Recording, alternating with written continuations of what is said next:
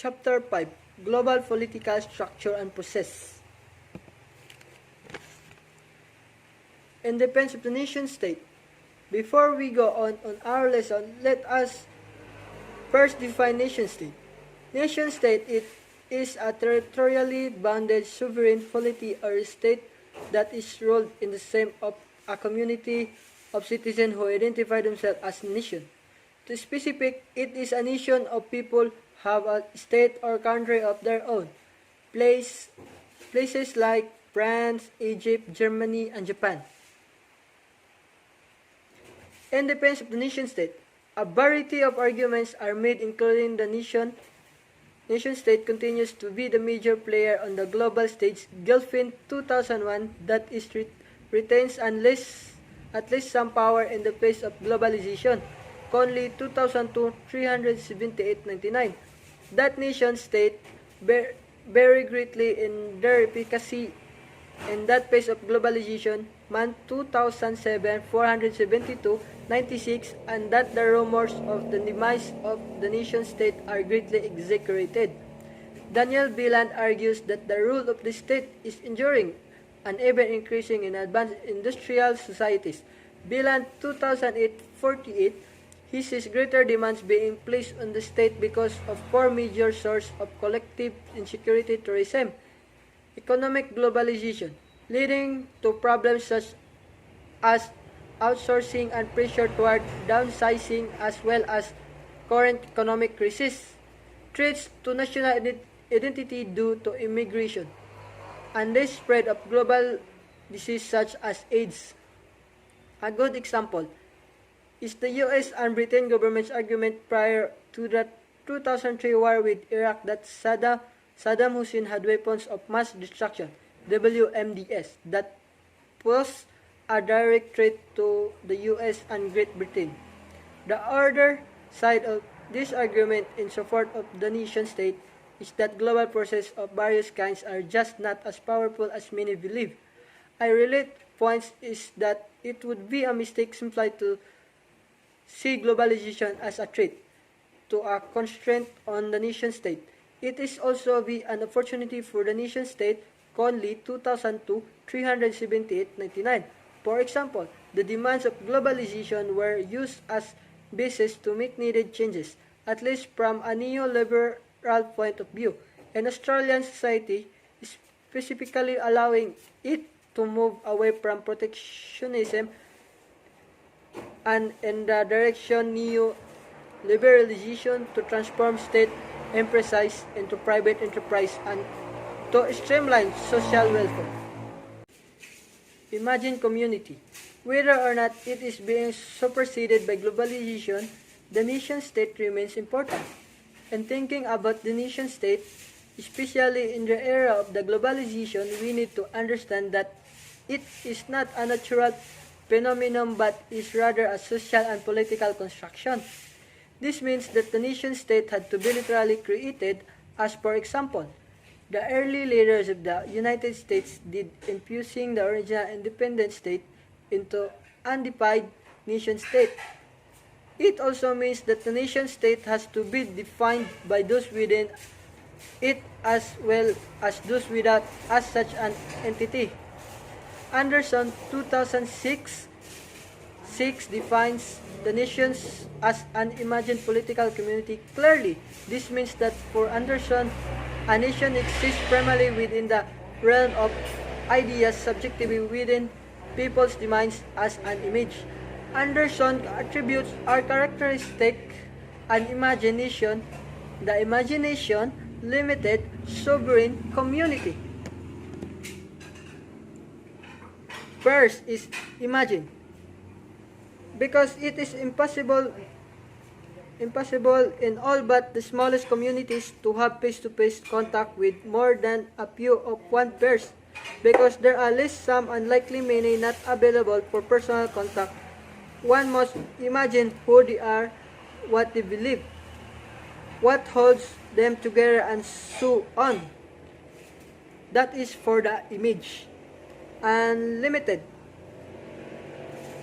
Second is its image to be limited because even the largest of them encompassing perhaps a billion living humans being, has finite drastic boundaries beyond which lie our nation. No nation imagines itself continuous with mankind. Anderson, 2006-7. Third, the nation state is imagined to be sovereign, that is being free. Finally, it is imagined to be community because regardless of the actual inequality and exploitation that may prevail in each, the nation is always conveyed as deep horizontal comrades. And Anderson, 2006-7. Anderson sees the 18th century as the beginning of the dawn of the nation in the sense that defines it a nationalism, and he links into two key developments, the modern novel and the modern newspaper, which include under the heading of print capitalism. Key to the modern novel was the idea of the actor moving calendarically through homogeneous empty time. He sees this as precise analog of the idea of the nation, which also is conceived as also community moving steadily down or up. History, Anderson, 2006-26. The novels tended to have a national imagination as well as an imagination of the characteristic moving through the sociological landscape presented in them. Changes in global nation-state relations. Beyond the nation-state, there has been a wide range of formal and informal political relations among and between nation-states that have served to structure international and more recently global relations. Parag Khanna, 2008A, 2008B. 34FF offers one interesting perspective of this emerging new world. He bases his analysis on distinction between globalization and geopolitics. Basically, globalization involves free flows, especially of an economic nature.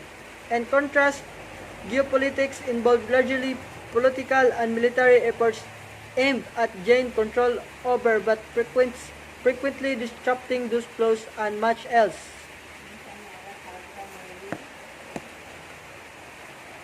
There is a set of points to be made about the strength of the AU and the likelihood that it will be continue to grow in global importance. The AU is at the moment adding a nation state a year, and there is fairly lengthy list of nation state eager to enter. New pipelines bring the flow of oil to AU countries from Libya, Algeria, and Azerbaijan. The EU is already the largest market in the world, having surpassed the US. The euro has been growing stronger and is stronger than the dollar. There is pressure in various quarters to move away from the dollar IG oil price by OPEC in dollars per barrel, and to the euro as the global current, although the value of the euro diminished early in the Greater Recession. Europe is leader in the technology developments. London is replacing New York as the global financial capital. This trend is likely to accelerate as a result of a financial crisis and the demise of major American financial firms, and as a reflection of the China plans to locate the western office of its state in base found in London, not New York. Europe and the EU is the most of the political model for those in African or the Middle East that the US foreign students find the increasing difficult to study in the US because of all sorts of barriers and impediments, and in any case many find in Europe educational institutions more attractive. However, a recent financial crisis in Greece and looming financial crisis in Spain and Portugal are causing some observers to question the strength of the EU. China is expanding as a global power in a variety of ways. It is making all sorts of deals with and sending wide range of personnel, engineers, military personnel, etc. to a number of locals in the world, Africa, Latin America, etc. Its trade with the world is massive and has been growing, although like much else, it has been hit hard by the recession. It maintains relations with an even supply arms to all of the countries that the U.S. shows as rogue states, e.g. Iran, North Korea. Of course, China's greatest power is the East Asia, where it is aided by the fact that about 35 million ethnic Chinese live throughout the other countries of East Asia and are well positioned with their economies. China is drawing more and more nations in the region into its political orbit. There is possibility that I could eventually stand at their center of an eastern version of NATO. He sees the emergence in the 21st century of a new big three in the world, the EU, China, and the US as Kana 2000 EV64 puts it the wave of globalization now as three spiders. However, in his view, the US is the one of the big three that is declining, while the other two are likely to continue their recent ascent.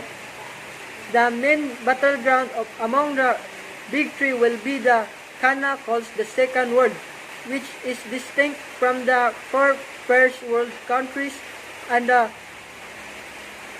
peripheral third world countries. Wallerstein, 1974. The most controversial of the second world countries is Russia, but its shrinking population. If current trends continue, it will decline to almost the size of Turkey by 2025. The depopulation of especially Eastern Russia, increasing occupied by Chinese, and the concentration of development in the western part of the country, especially in and around Moscow, indicate is better true for a second world country than as a serious competitor to the big three. Kanma puts these changes in the context of the decline of Americanization and the rise of globalization.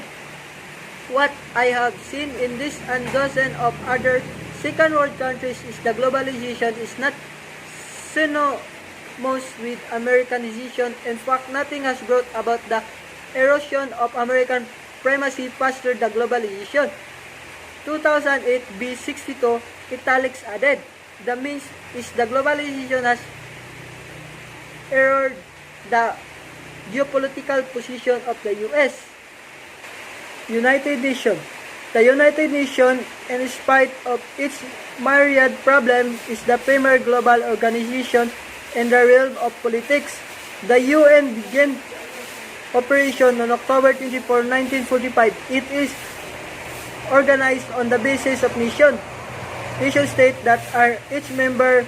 There were 192 member states in 2007. As a state-centric organization, which forced and code 2004 ways and such 2007 2017 23, the UN stands in opposition, at least in general, to those who argue that globalization has brought about or is bringing about the demise of the nation state. The UN is the global setting in which nation states meet and deliberate. The two base of the state-based organ in the UN are the Security Council and the General Assembly. The UN can be seen as concerned primarily with four broad areas. The first involved military issues. The UN was envisioned as a major force in managing peace and security, especially in interstate relations. A variety of UN-sponsored human rights treaties and agreements have protected human rights, see above, around the world. The UN is both a creation and a creation of the United States. Its name was suggested by President Franklin Delano Roosevelt. The UN character was adopted in San Francisco, and it has been housed in New York City since the 1950s. The United Nations, organized or just United Nations, is an intergovernmental organization whose purpose is to maintain international peace and security, develop friendly relations among nations, achieve international cooperation, and be a center of harmonizing the action of nations. United Nations Conference on Trade and Development. United Nations Conference on Trade and Development was created in 1964 by the UN General Assembly primarily to improve the economic situation of less developed nations, as well as to improve the nature of their relation to the developed nations. United Nations Conference on Trade and Development continues to focus on trade and development, but its goal is to improve the position of less developed nations in this area by finding ways of allowing them to benefit more from and function better in the global economy.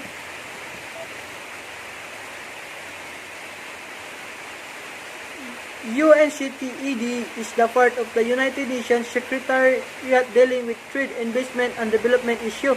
The organized goals are to maximize the trade, investment, and development opportunities of developing countries and assets in their efforts to integrate into world economy and equitable basis. United Nations Educational, Scientific, and Cultural Organization. United Nations Educational, Scientific, and Cultural Organization has been in existence since 1946. Its primary focus in the areas of education, the natural and social science, and culture. Kazan Siegel, 2007, 12, 13, 15.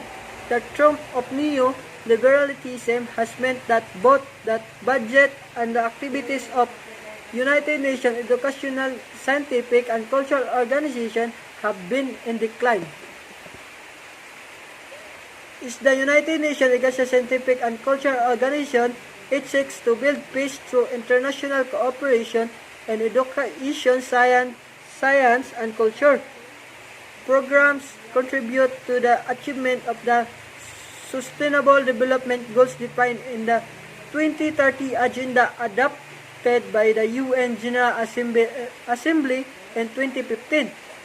As early as 1942, in wartime, the government of the European countries which were confronting Nazi Germany and its allies met in the United Kingdom for the Conference of Allied Ministers of Education.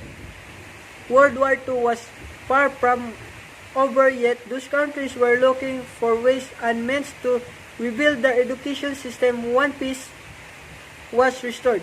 The project quickly gained momentum and soon acquired an universal character.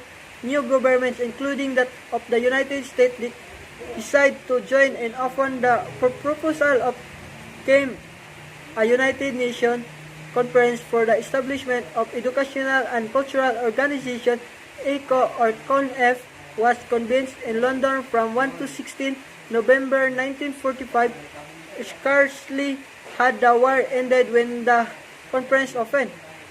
It gathered together representatives for 44 countries who decided to create an organization that would embody a genuine culture of peace. In their eyes, the new organization was to establish the intellectual and moral solidarity of mankind and thereby prevent the outbreak of another world war. International Energy Agency, IAEA. The IAEA became well known in early 2003 when its current head, Muhammad al-Baradi, led a team to look into the status of nuclear weapons in Iran. The IAEA is an autonomous organization established on July 29, 1957. It is not controlled by the UN, but it does report to both General Assembly and Security Council. The International Atomic Energy Agency is an international organization that seeks to promote the peaceful use of nuclear energy and to inhibit its use for a military purpose, including nuclear weapons. The IAEA was established as autonomous organized on 29 July 1957.